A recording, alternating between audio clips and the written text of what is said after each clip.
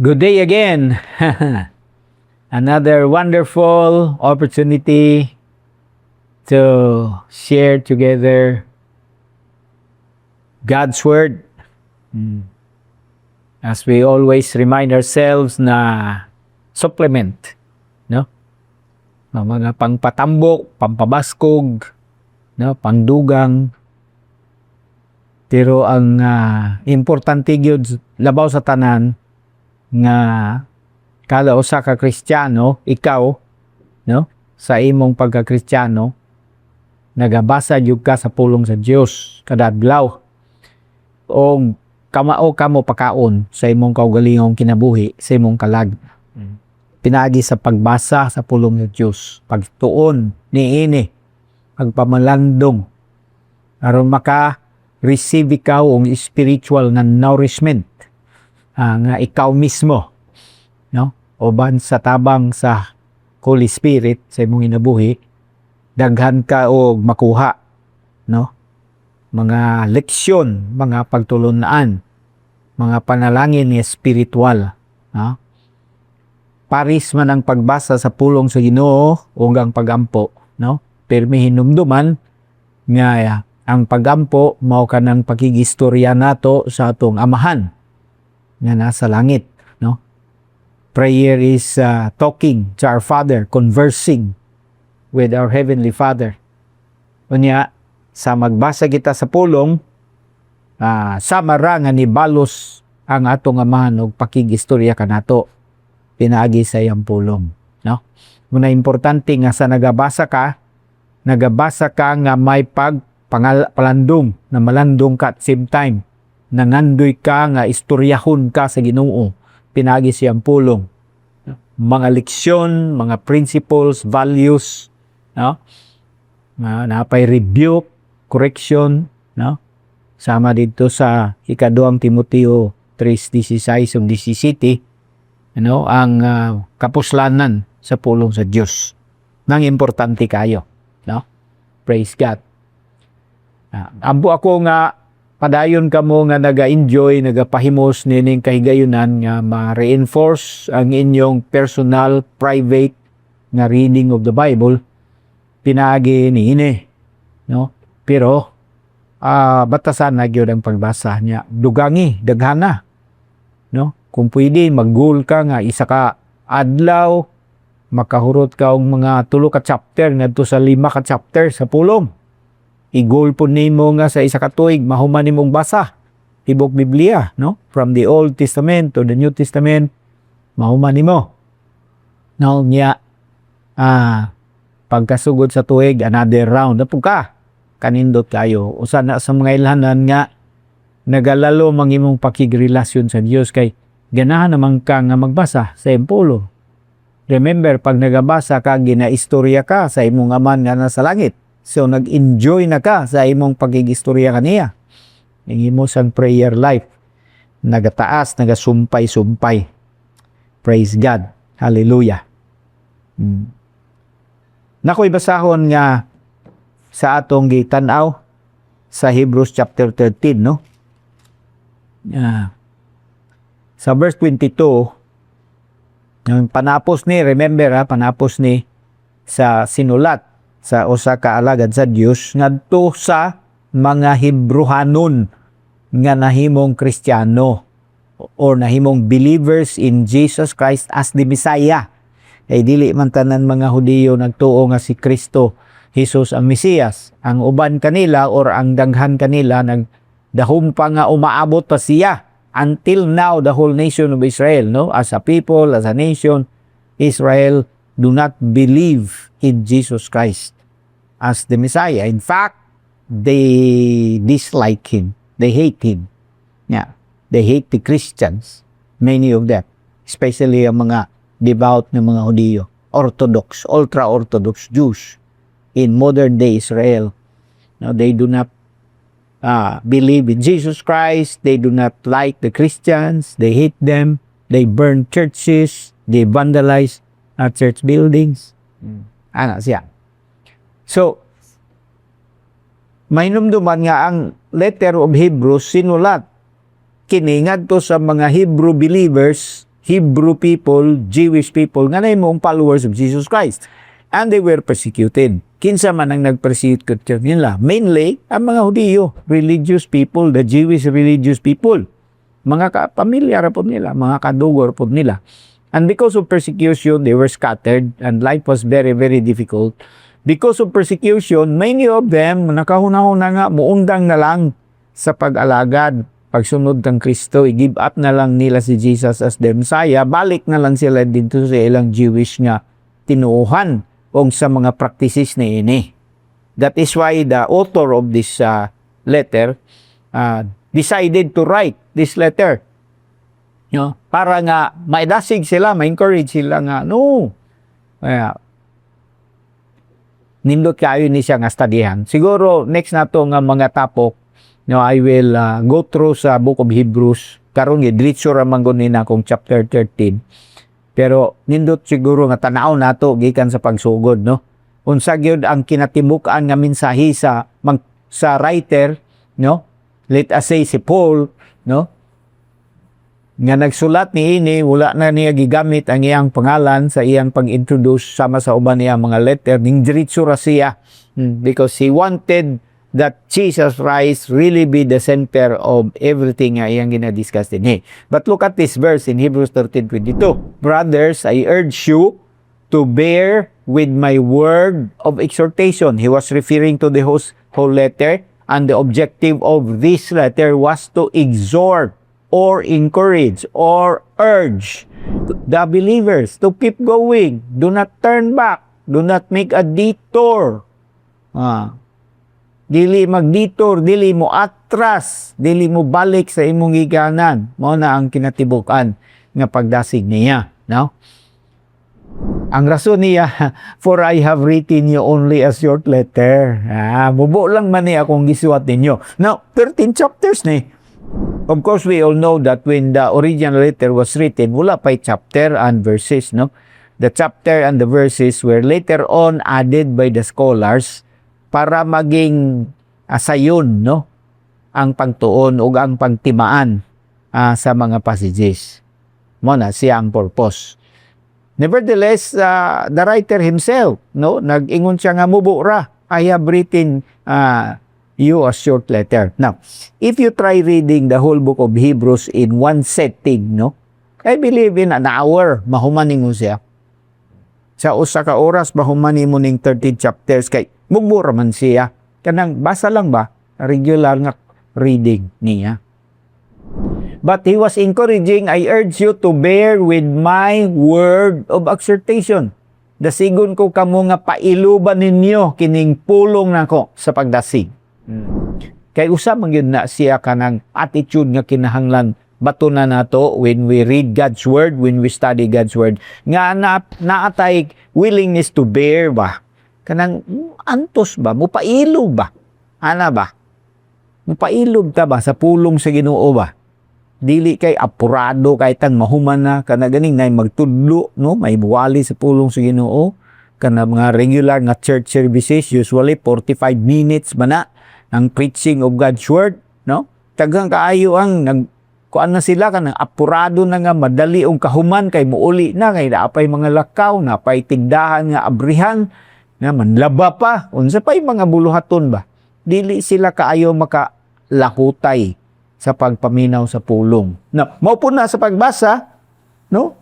Labon bitaw ka ng mga novels, regular nga novels, no? Mahitungod sa gugmang kalibutan, no? Pastilan. Baga kayo ang libro, basahon man yun. Halos di man ibutang. Pero pag abot sa pulong sa Ginoo, bubo ra og pailob. So the writer was exhorting them because we all know nga ang pulong sa Ginoo puslanon jud kaayo siya, no? Sama siya sa gatas nga paghatag kanatong pagkaon nga kumpleto, no? Nga makapalig-on, makapatubo, makapatambok sa atong spiritual life, makapakusgan kanato, makapahimo kanatong isog ag kanang abantiro sa pag-alagad sa Ginoo. We get so much strength and inspiration from regular doses of God's word. So mana ang iyahang pagdasig, no? But in Gusto ko atuon ng chapter 10, na lang ko'y gusto isukip ba? Sa chapter 10, Hebrews chapter 10, sugod sa verse 35. Hebrews 10 verse 35. Ingon siya, let us not, dili 25, 35. Hebrews 10:35. So do not throw away your confidence. Do not throw away your confidence. Ayaw ilabay ang imong confidence, kumpiyansa, o pagsalig, o pagtuo. Confidence in whom? In the Lord. Ang imong pagsalig sa Ginoo. Ayaw isalikway, tungod lang kay galisod ka, gilutos ka, apiki ang imong sitwasyon, nalibog na ang imong hunahuna, di na makakup up, na pressure na ka og maayo. Do not give up. Do not throw away your confidence. And then he gives us the reason. It will be richly rewarded. Kay kini, pagabalusan sa madagayaon gayod. No? Now, mahinumduman ninyo, no? Ang chapter 11, naghigot og mga bayani sa pagtuo, heroes of faith. Diba? And how they persevered, how they continued. Many of them died in the faith without receiving everything that God has promised them, waiting for another time wherein they will receive the reward. Pero wala sila ni atras, wala sila ni bigay, wala sila ni hunong, wala sila ni liko, wala pun sila ni undang. Nagpadayon sila nga matinud-anon diya sa Ginoo. So muna ang pagdasig niya dinhi. In verse 36, you need to persevere. Yan. Kinahanglan nimo nga mo lahutay, so that when you have done the will of God, sa dihang nahimo nimo ang kabubuton sa Dios, kay nilahutay ka, gitapos yun nimo, wala ka ni undang, ang say may tabo, you will receive what He has promised.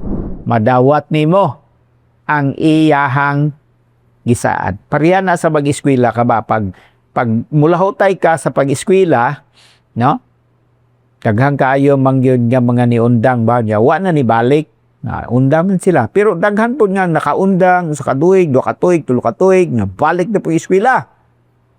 Tungod sa ilang pagpailo o paglahutay, kadugayan, nakabuot ra gyud nilang ilang kurso, nakuha ra gyud nila, gidaog nila pinagi sa paglahutay. Sumaupod na sa pagtuo. Kinahanglan ka mo lahutay. Maupod na sa pagbuhat sa kabubuton sa Dios. Kinahanglan ka mulahutay ka ng tapuson nimo ba, kumpletuhon nimo ang paghimo sa kabubuton sa Ginoo. Now remember, when you are doing the will of God, it is a little bit difficult, no? Tawag nila uphill climb, no? Basta nagabuhat ka sa kabubuton sa Dios, ana siya ba? Tungason siya. Pag kalibutanon nga mga kaliw ka, dulhugon, sayon ra ba? Dili na ka kinanglan mangusog. Pero pag kabubutod gani sa Ginoo, naka-struggle kay nga naman, ang flesh nimo ang una nga musupak. Ang tawhano nimo nga gusto ang pagbati, mo'y unang mubabag. Kana lang pag-ampo, ganahan kayo nga atong kalag, ug espiritu makigistorya sa Dios nga atong aman. Pero nga atong lawas, bation og kakapoy, gutob, bisag unsa na lang nga pasangil ang iyang himuon para mohunong tas pag-ampo nya magkuan siya, magyango-ngo siya sa iyang panginanglanon. Jesus nag-ingon, the spirit is willing, the flesh is weak. Matingwaw ng espiritu pero mahuyang ang lawas. Muna nga, kinahanglan ta maglahutay. Tingnan ang imong kaugalingon, lahutay ko. Na sikha ng imong kauban diya inam, lahutay ta mo, persevere ta, di ta magundag. Di ta mo atras. Mulahutay ta, aron kita makadawat og saad. Hallelujah. Na daghan man ang mga saad sa Ginoo, no? Pero unsa man ang saad niyang gihisgutan? Nasa verse 37, for in just a very little while, He who is coming will come and will not delay.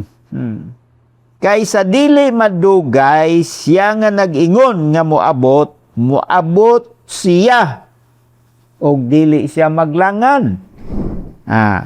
And if he shrinks back, no, but my righteous one will live by faith. Apan ang akong usa ka tawo nga matarong magkinabuhi pinagis pagtuo. And if he shrinks back, I will not be pleased with him. Kung mo atras siya, muoknol siya, dili ako mahimuot kaniya. Natanawa na, mga igsoon. Gusto ka nga magbuhat sa kabubuton sa Dios, nindot. Gusto ka nga mahimuot ang Dios kanimo, ay labing nindot. Mo nang pagbuhat nimo sa kabubuton sa Dios, ipadayon nimo tuloy-tuloy, walay undangay, walay compromises here and there. Itudo na sad nimo aron malipay ang Dios kanimo. Malipay siya nga nagtan-aw kanimo nga ning padayon pareho sa mga bayani sa pagtuo, no? Sila Noah, na si Abraham, of course, grabing lahutay, no? Isaac, si Jacob, ngadtong dadayon sa mga propeta, apil na si Moses, nilahutay sila. Siyempre, grabing kalisdanan, ang uban gipamatay, gipanglungguan og liog, napagani gipanggabas, gipangbato, klase-klase nga kamatayon nga perting ngilngiga. Pero sila nagpadayon diha sa pagtuo. Wala nila buhii ang pagtuo. Mo na ang usa sa mga lesson nga ginabalik-balik nato kay in the light of the soon return, no, of our Lord Jesus Christ. Maingon nga kaliabot na gyud ang iyahang pag-anhi. He who is coming will come and will not delay. Mo ni nga saad, makadawat kita og saad kung mulahutay ta unsa nga saad. Nga makiguban yun taniya, inigbalik niya. Wala. He who is coming will come and will not delay. Siya nga nag-ingon nga mubalik siya walay langan. Sa history without Second World War, di ba, kato si General MacArthur, katong nihawa siya sa Pilipinas, kay naapiki sila tungod sa grabe nga kamangtas sa mga Hapon, hinanali nga pagsulong sa Hapon. Wala nila ka ma-anticipate ang puwersa ug ang kaisog sa mga Hapon. So, binikyas sila. Si MacArthur, iksya siya to Australia, sakay yung submarine. Pero, before siya nilarga, nagsaad siya, I shall return. Natuman man gani niya, no? Nakabalik ragod bitaw siya. After mga 4 years, nakabalik siya. Dito mi sa Indonesia ba, sa part niya sa Irian Jaya, dunay kampo dito. Gisaka na mo, gihimo ng kampo sa mga Indonesian Army. Pero kato di ay nga lugar, mauto ang launching pad ni MacArthur sa iyang pagbalik sa Pilipinas. Gikan siya sa US na atong Australia niya. Dito siya atong lugar sa New Guinea. Siya dito, nakabutang, naipaskin dito. General Douglas MacArthur was here, preparing for his return to the Philippines to fulfill his promise. Iyaw ni mo na dito. Natao ra si MacArthur, pero nakatuman manggani siya sa iyang saad nga mobalik siya. How much more ni Jesus Christ nga nagsaad siyang mobalik. In John 14 verse 1, ato maning na nga halos na timan-an maayon, asag ulo man nato ni, let not your hearts be troubled, trust in God, be confident in the Lord, trust also in me. In my Father's house are many rooms. If it were not so, I would have told you. I'm going there to prepare a place for you. And if I go and prepare a place for you, I will come back and take you to be with me, that you also may be where I am. Mao na ang iyang saad. Mubalik ko, kuhaon ko kamo. Aron asa ko to asad mo. But pasabot magkuyong na dayon ta, nga wala na'y pagbinulagay. Nga. And Jesus was speaking these words, very precious words, directly to his disciples, the 12 disciples whom he has personally handpicked and trained and equipped para maoy mo padayon sa iyahang ministry sa diyang mubalik siya ngadto sa langit. And magmultiply sila. musanay sila kay ipasa man nila tong ilang nadawatan ngadto sa mga bag-ong magtutuo nga ilang nadaog na impluwensya nila di kang Kristo. Nya sila na pod mupasa na pod ngadto sa lain. Musanay ang mga katauhan nga nagdangop di kang Kristo, nagtuog nagsalig kaniya. Unya ka mao mulahutay. Grabing kalisdanan pero mulahutay. Kay kinahanglan lagi gyud kanang mulahutay ba. Muna nga mga igsoon kanang practice ka ba og lahutay ba kanang batasan nimo imong kaugalingon nga nagadevelop ka og kanang endurance, no? Say ang tawag nila ana stamina. Abot sa mga litsay dagan, no, boxing. Muna mag-practice sila og running, skipping rope. Ang tuyo gyud ana jogging, no? Tuyo gyud ana develop sa imong endurance, sa imong stamina. At taas kag lahutay ba. Kaysa boxing 12 rounds guna. Nya tag 3 minutes ng isa ka round. Nya kanang 3 minutes nga isa ka round paspas ng kumo ana. Paspas nga kusong. Dili man pwedeng muhangyo kami pwede hinayon lag sumbag. Then pwede ana. Pwede pa nagsaon lang nimo. Dili man. Ang kontra nimo kay naninguha man ang pildihon jud kaniya. Pwede ina-out ka, magpiyapan ka. Nya wala kay lahutay, duara ka kutog karon, hangak na ka, diwalwal ng imong dila. Wala. Pildi ka. Di nakakahuman. Bagting ng bil kay mubalik na kag tindog kay patunga na ka dito di nakakatindog. Pamaol ng imo nga gibati. Wa man kay practice. Wa kag yaanad, wa ka naka-training og maayo. No nangingana necessity gyud ang mag-training mga igsoon. Unfortunately lagi sa na-institutionalized na Christianity ba, ang mga Kristiyano walay kay training kay audience raman sila ini ka Domingo. Muadto man sila maminaw. Igutro nila ang programa nga giandam para kanila sugod sa pangapag-ampo, dayon kantang paspas, kantang mingaw, special number, wali, altar call. The whole time. Pagka-Lunes, wala po sila kaayo'y aktibo nga participation sa pag-practice sa ilang Christian life. Balik na sila sa ilang trabaho, negosyo, umagon sa bangilang mga panginabuhi. Naghulat lang sila, bahugan sila sa pulong pagka-Domingo. Walihan sila pastor. Ang pastor ang andam o wali para ngadto kanila. Sila mismo wala gabasa, wala gatuon, wala ga-internalize sa pulong. Wala naga-memorize sa pulong, wala naga-share sa pulong ato sa uban. Unsaon nila pagligon? Wala sila'y sustansya, wala sila'y resistensya. Ang stamina nila mubo lang. Mo nadagang kayong mga Kristiyano, luoy, paling-paling pa ganinang uban. Mubalitad pa, maistoryahan lang gamay og lain nga. Wa din hiwa dito nga pag-istorya, sagop dahil, mausab dahil ng hunahuna. Kay kulang man lagi sa pag-practice. Si Jesus nagsaad nga mobalik gud siya. Og nga nag-ingon siya, my righteous one will live by faith. Ikaw ba ang righteous one niya? Mao nang pangutana. Ikaw ba, ako ba ang righteous one niya? O baka wala ta na apil sa iyang giisip ng mga righteous one?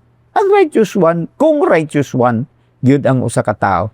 Mulahotay na siya. Munay usa sa ilhanan nga ang tao matarong mulahotay gyud. Magundang-undang gani na adili righteous. Sagulan og ginuwatsi, sagulan og minaro, sagulan og kalibutanon nga mga panghunahuna. Mo nang dili mulahotay. No? Dito sa parable sa mga sowers, parable of the sowers, ang ikatulo nga pahin sa binhi, nahulog ngadto sa kasampinitan. Unsa man tong kasampinitan? Mautos siya ang ituok sa pulong, nabuhi na unta, pero wala kalahos. Nasalot siya, kay giputos man siya sa daghang mga sampinit. Wala ka bunga. Naundang ang iyang pagpamungay, imbis makabunga na, wala mabalayo niya mga bunga, kay gilamoy man sa mga sampinit. Unsa man to mga sampinit? Cares of this life, deceitfulness of riches, and the desires for other things. Mao na siya makapatipas, makapasludown, makapaundang. Now, sa verse 39, but we are not of those who shrink back. If he shrinks back, I will not be pleased with him. Mao na ang na-portion sa verse 36, sa ikaduhan niya nga phrase. If he shrinks back, I will not be pleased with him. Kung muatras siya, dili ako mahimuot kaniya. Pero kita dili apil adtong mga muatras. Wala tay labot ni adtong mga muatras. Sila ray muatras, kita dili. We are not of those who shrink back and are destroyed, but of those who believe and are saved. Kita sakop ni adtong mutuo, nagatuo, ug maluwas gayod. Hallelujah. Amen. Na sagdi na lang ng uban kung mag-backslide sila. Total, may mahay nga mag-una. Magbasol raman na sila pohon. Manampok silang gunghan. Ngano mang yun oy, nagpatintal man ko, na sila. Pero wala na, uwahid na. Tuan na sila dito, naglangoy-langoy sa linaw nga kalayo. Di na sila mausab sa ilang kahimtangan. Final na ang ilang sitwasyon. Makaluluoy ang ilang pagadangatan. Pero dili kita apil ni adtong mga muatras, unya malaglag. Apan kita apil, sakop, ni adtong mga mutuo o maluwas gayon. Nga no, kay kamao man mo lahutay. Ang pagtuo nga tinuod, mubuhat man na, mupalayon pagbuhat, mulahutay na. Pareha si Abraham naglahutay. Si Noah naglahutay. Sila nga mga patriarka, naglahutay sila. Mga propita sa Old Testament, naglahutay. Mga apostoles, sa bagong tugon, naglahutay sila. Kalisdanan pahimo na, way kabutangan sa mga kalisdanan. Paglutos, katalagman, uguban pa. Pero sila nilahutay. Wa sila mundang. Dalaygo na ngalan sa Ginoo. Amen? Ingna imong kaugalingon, ako mulahutay jud ko. Grasya sa Ginoo, mulahutay ko. Padayon ko. Bisan pag magbalhin-balhin na kag lugar, no? Kayo say magbalhin man gyud ta, no? Ingon ang social studies nang nila sa mga katawhan at least 7 times, no? Sa lifetime sa usa ka tawo 7 times siya mao nang average mo balhin siyang Pinoyanan. Mag-relocate. Mag-relocate kay tungod sa mag-migrate na sa laing lugar, no? Biyaan na nila diri, mubalhin na sila dito sa Australia o New Zealand, sa Amerika. Naapoy magbalhin kay tungod kay naminyo, kuyugo na siya sa iyang bana, iyang asawa. Naapoy magbalhin tungod sa trabaho. Kasagaran temporaryo lang, pero na may uban pagkatrabaho dito, maplaster na, kuwao ng pamilya, dito na gid sila. For the longest time, dito na sila.